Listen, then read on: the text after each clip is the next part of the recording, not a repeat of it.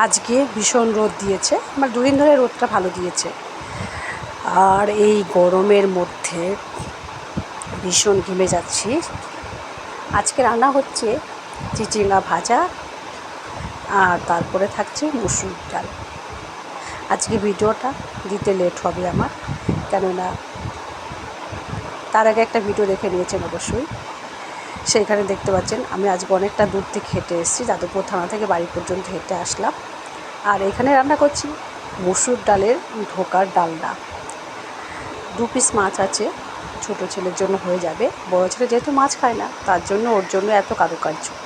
মুসুর ডালটাকে বেটে তার মধ্যে পেঁয়াজ, কাঁচা লঙ্কা মানে তেলের মধ্যে দিয়েছি, আদা কুচি, রসুন কুচি আর একটা ডিম দিয়ে ভালো করে বেশ শুকনো করে নিয়েছিলাম। তারপরে থালার মধ্যে ছড়িয়ে সেটাকে পিস পিস করে কেটে ঢোকার আকারে কেটে নিয়েছি। এবার ডালনাটা হয়ে গেছে, গরম মশলা দিয়ে নামিয়ে দিচ্ছি। আর একটু ফুটবে ঝোলটা অবশ্য, তারপরে নামিয়ে দিচ্ছি। ধনেপাতা দিয়ে দিলাম উপর দিয়ে। আর করব 2 পিস মাছ আছে, সেটা একটুখানি জিরে ফোড়ন দিয়ে একটু ধনেপাতা দিয়ে পাতলা করে ঝোল করে নিচ্ছি। এই হচ্ছে আজকে আমার রান্নাবান্না। তো সবাইকে জানাচ্ছি শুভ দুপুরের শুভেচ্ছা ও ভালোবাসা। আজকে ভিডিওটা দিতে একটু লেট হয়ে যাচ্ছে, এই কারণের জন্য ভিডিও করা ছিল আগে।